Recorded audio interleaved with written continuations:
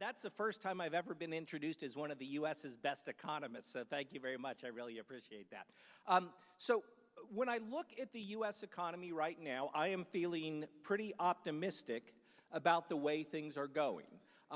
The current U.S. economic expansion started in June of 2009. It is now more than 10 years old. That makes this the longest expansion in U.S. economic history.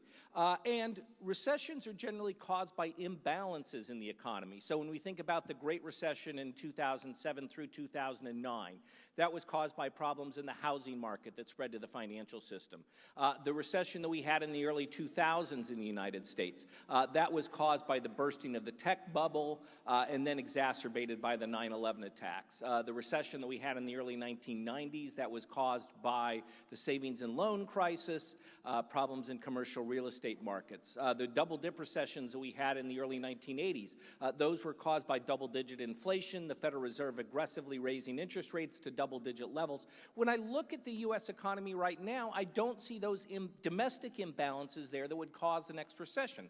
Now, there are obviously a lot of geopolitical concerns out there right now with trade tensions between the United States and China, slower global growth, concerns about Brexit, but the domestic fundamentals for the U.S. economy look pretty solid, and because of that, particularly on the consumer side, and because of that, the U.S. expansion will continue at least through the middle of 2020, if not beyond. So I do not see an imminent recession in the United States right now. I think it is fair to say that the biggest threats to the U.S. economy come from outside the United States, and in that I'm including what's going on between the United States and China. So we have had indications that there may be a potential deal reached, at least what they are now calling a phase one deal between the United States and China, that would result in the withdrawal of some of the tariffs that the United States has imposed on Chinese imports and some of the tariffs that China has imposed on U.S. imports. It is fair to say that the stock market has been unhappy with the recent round of tariffs that were imposed by President Trump starting in August and then with retaliation by the Chinese. But we have seen markets up somewhat and near record highs lately, as there have been indications that a deal has been perhaps in the works. We're also seeing a overall slowing in the global economy. That's tied to a number of factors. Some of it is what's going on with China and the tensions between the United States and China. So we're seeing slower economic growth in China. We're seeing some problems in Latin America, in Argentina and Venezuela. Those are idiosyncratic. Those are specific to those economies, but still weighing on global economic growth. But we're also seeing some softness in Europe, and I think a lot of that is tied to Brexit and what's going on in the United Kingdom. Every time I think things are complicated in the United States, I look at the United Kingdom and say, well, they could be worse, right? But there is a general election on, I believe, December 12th. So Prime Minister Johnson has basically put all his chips in and has said that he wants a mandate to continue with Brexit. But if you are a business in the United Kingdom, you do not know what the rules are going to be with your largest trading partner in a couple of months. The current extension lasts through the end of January. There's this election, and so that is creating a huge amount of uncertainty in the United Kingdom. And you are reluctant to make any big hiring or investment decisions until you have a better sense of what the relationship between the United Kingdom and the European Union is going to be. And so I think if the UK economy is not in recession right now, it is likely to be in recession by early 2020 because of all this uncertainty surrounding Brexit. And this is assuming that we don't actually get a hard Brexit where the UK leaves without a deal. I have seen studies that have indicated that a hard Brexit in the UK economy would result in a recession in the UK that is actually worse than the Great Recession that we experienced in the United States. So that would be a disaster for the UK economy. And these problems in the UK, they've also spread to the rest of Europe. Obviously, the UK and the European Union are important trading partners. We're seeing some softness, in particular in Germany. The German economy is very manufacturing dependent, very export dependent. So with slower global economic growth, we're seeing a contraction in German manufacturing activity. German economy is teetering on the edge of recession right now, and until we have a better sense of what's going on globally, then I think that the German economy and the European economy is going to be at best soft, if not actually contracting. We have seen this spread to the United States. So if we look at measures of overall manufacturing activity in the U.S., they are at best flat, if not actually contracting. So if we look at the ISM Manufacturing Survey, which interviews purchasing managers or industrial production, those numbers are flat to a little bit down. Now, the United States can withstand a contraction in manufacturing and still have the overall economy expanding. Manufacturing makes up about 8.5% of U.S. employment, about 11% of U.S. output. So as long as service industries continue to do well in the United States, the expansion can continue, even if we do have a mild contraction in manufacturing activity in the United States. The biggest reason for optimism about the U.S. outlook is the state of the American consumer. So the U.S. job market is in excellent shape. Over the past 3 months, the U.S. economy has added about 175,000 jobs. That's about double what we need to keep up with underlying growth in the labor force. So people who are graduating from high school or college, people who are coming back to the workforce after having a child. So we're running at about double that pace, which means that we continue to absorb slack in the job market. The unemployment rate in September was 3.5%. That's the lowest unemployment rate we've had in almost 50 years. It was up to 3.6% in October. Still very, very low on a historical basis, still very indicative of a tight job market. We have seen job growth slow somewhat over the past few years. So a year or so ago, the economy was adding 220,000 jobs per month or so. But still, that's to be expected given the tightness of the labor market and the difficulty that businesses are having in finding people. It's not that businesses don't want to hire. That's not why we're seeing slower job growth. We're seeing slower job growth because businesses can't find the workers that they need. And that's the big constraint on business hiring right now. So we have very solid job growth in the U.S. economy. We also have very solid wage growth in the U.S. economy. How many of you are trying to hire and are having difficulty in finding the skilled workers that you need? All right, I'd say that's probably about 2/3 of the audience here. That is typical of what we're seeing in the economy. I was in Dallas last week, and I think when I asked that question, about 90% of the people in the audience raised their hands. Wherever you go in the United States, there is a great difficulty in finding workers. And it's not just skilled workers now. We're starting to see more competition for unskilled labor as well. What this means is that businesses are raising pay for their workers. I have 3 kids in the labor force. All of my children have received pay increases over the past year, not because my kids are particularly good workers, although they are. It's just that it is a tight job market out there, and that is leading businesses to raise pay.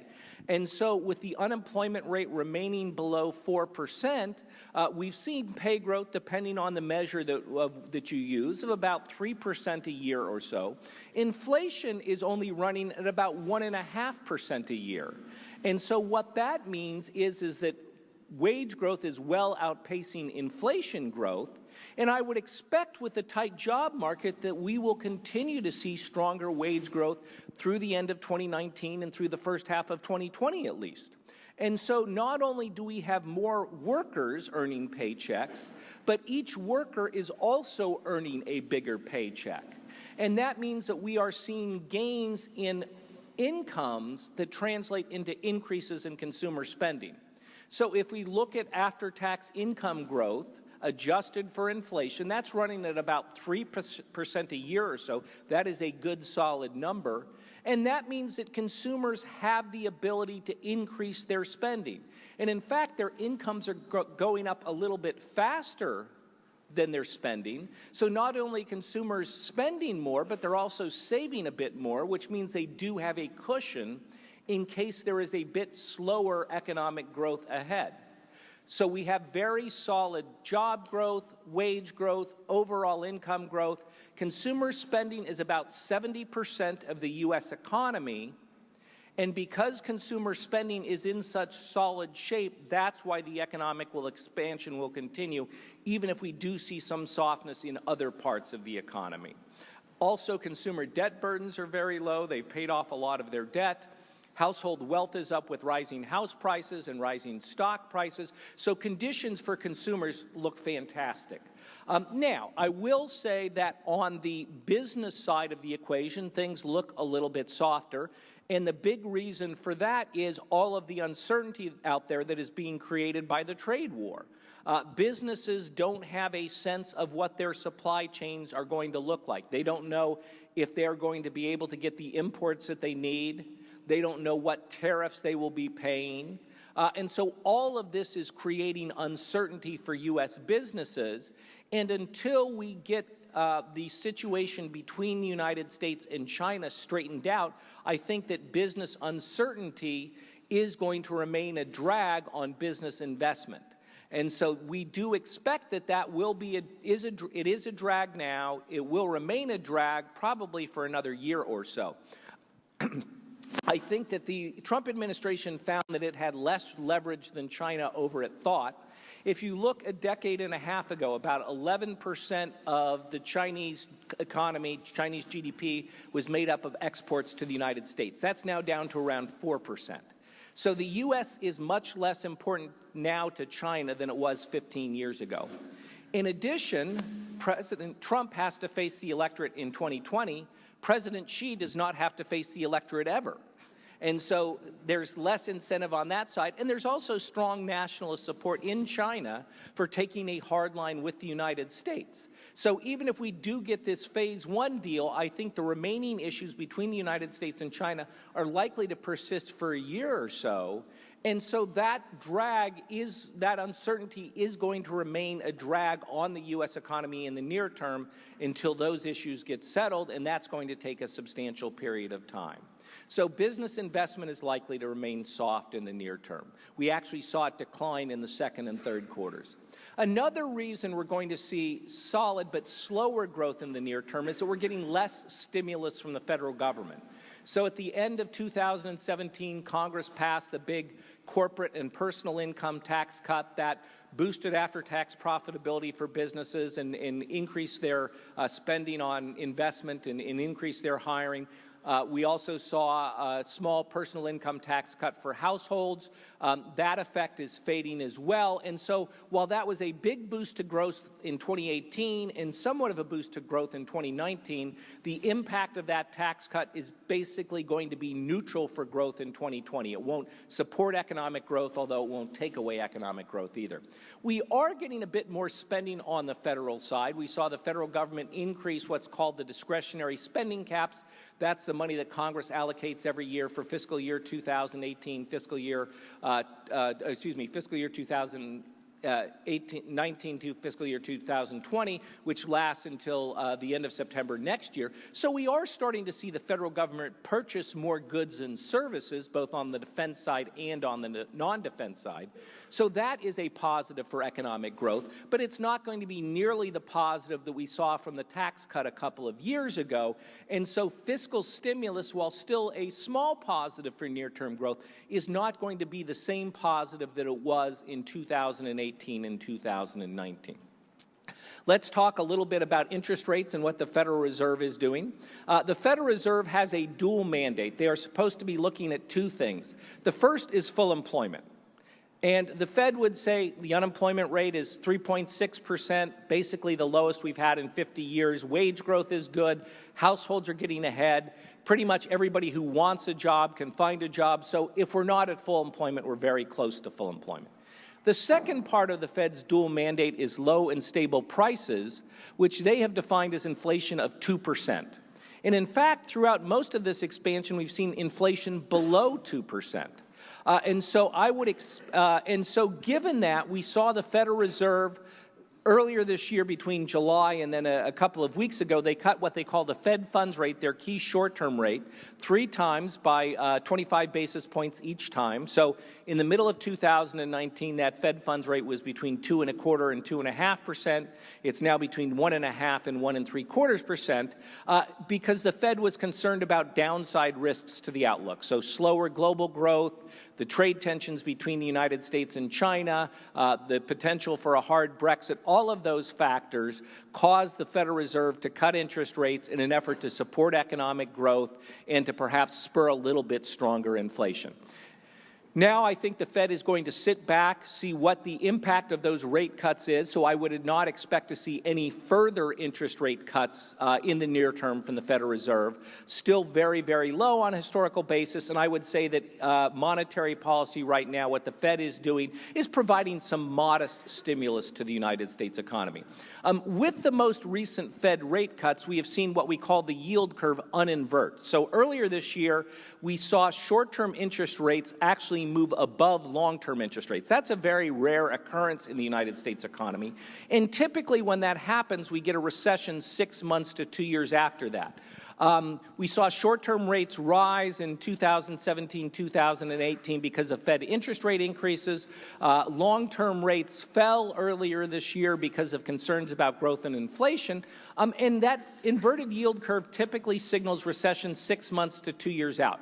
I don't think the inverted yield curve this time around is signaling recession, because there is about 1/4 of debt globally carries a negative interest rate.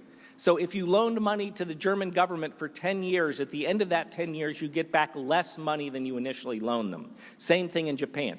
That is pushing down long-term interest rates in the United States. Capital flows are global. And so that is pushed down the long end of the yield curve in the U.S., and that's why the yield curve inverted earlier this year. Now, the yield curve is uninverted as the Fed has cut rates and long-term rates have moved a bit higher. So I don't think that that inverted yield curve is signaling recession this time around. I would expect to see modest increases in long-term rates going forward, but they're going to still remain very, very low on a historical basis because of central bank easing across the globe, because of a glut of capital. And so long-term interest rates are still going to be very low going forward, even if they move a bit higher in the near term. So you put it all together. We have solid consumer fundamentals in the United States. We do have the drag from tariffs and the drag from the uncertainty that that's creating in slower global economic growth. We have less fiscal stimulus than we were getting a year or two ago. We have the Federal Reserve having cut interest rates in an effort to support growth. So economic growth, which is about 3% a year or so ago on a year-over-year basis, looking at real GDP, it's now about 2%, so a bit slower growth. And I would expect that growth is going to slow a little bit further in the near term because of the drags from trade, from the uncertainty surrounding China, because of reduced fiscal stimulus.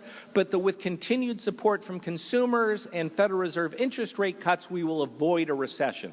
So I would expect that by the middle of 2020, U.S. economic growth will have slowed to about 1.6%.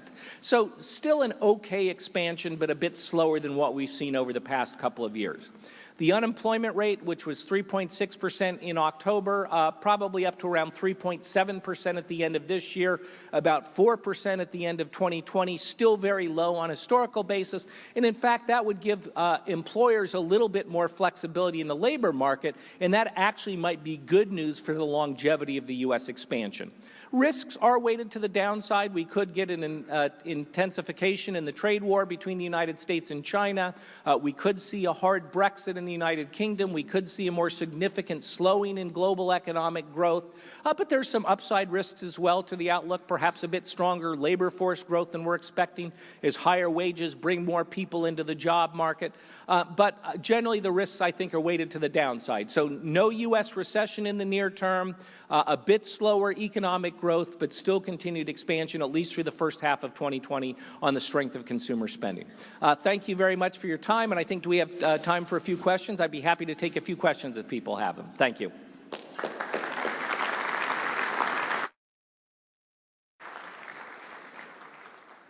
So that's pretty upbeat and cheery, unless you're from Britain.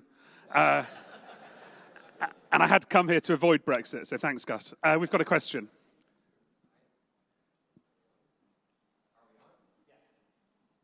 I'm wearing a maple leaf on my lapel when I come down, Bill Clark from Toronto. When I come down to the United States and hear these predictions, I'm always amazed that there is no commentary in regard to what's happened to your greatest trading partner, which is not China, which is Canada, and the significant effects that the tariffs and the impositions that have been put on Canada in the last year have had on our economy in relation to your economy.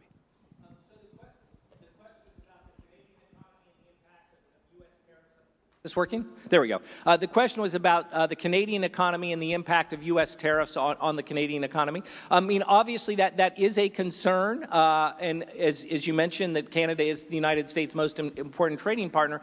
Generally, although the tariffs have been a drag, we still continue to see solid economic growth in China.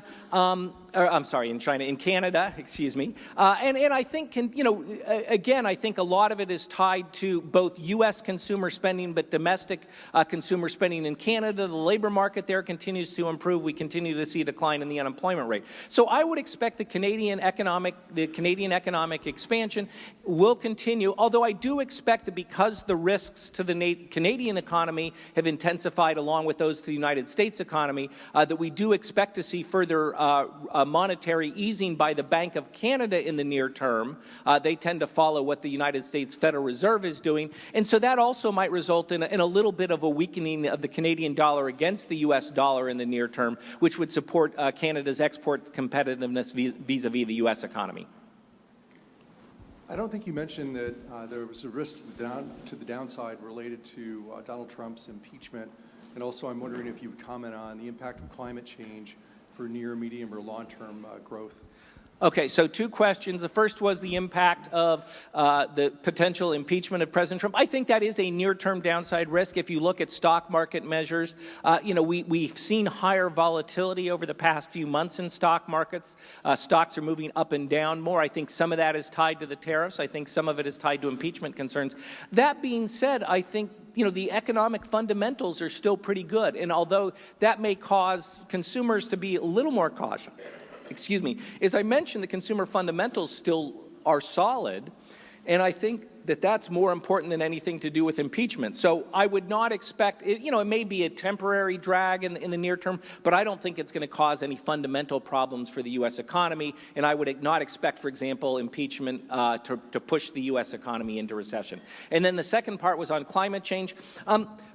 We economists are not very good at modeling climate change simply because we don't have good historical experience on that. In the near term, I don't think that climate change is going to have much of an impact on the economy. On the longer run, I think that certainly that raises concerns about all sorts of issues. It raises concerns about populations that are in low-lying areas that are exposed and the additional costs associated with that. The intensification of storms and the ability for more extreme weather and that's impact on the economy. The cost of regulations designed to fight climate change and the additional costs that that's going to impose on businesses and consumers. So I would regard climate change as a significant long-term downside risk to the outlook. I don't adjust my forecast, our longer-term forecast based on climate change, but certainly I think climate change raises the possibility that long-term economic growth, both in the United States and globally, could be substantially weaker than I'm projecting because of the risks associated with it. Any more old-fashioned questions? Gus, did you say 25% of worldwide debt is negative? That's correct. Which is astonishing. Yes. What I love about economists is you can just throw anything at them. What is the economic impact of the change in U.S. administration in 2020? That's a good question. I often get asked this question, and the answer is that I don't change my forecast depending on which party is in office. That it's just around the edges. What matters much more are the fundamentals for consumer spending and then to a lesser extent business investment because that's a smaller piece. And then government tax policy, spending policy does have an impact. So I would not expect to make much of a change in 2020, either whether President Trump is reelected or whether we get a President Biden or a President Sanders. I mean, there is certainly is some concern that perhaps policies from Senator Sanders or Senator Warren might be a bit more extreme than what we've seen recently. So I think there is some downside risk to that. But they would still have to work with a Congress that is likely to be divided and is likely to still where more conservative Democrats are kind of the swings in that. So I would not expect to see big changes in fiscal or monetary policy, even if we do get a more left-wing president. And I would not expect to make major substantive changes to our forecast, even if that does happen. Brilliant. Thank you. Thanks very much. That was great. Thank you.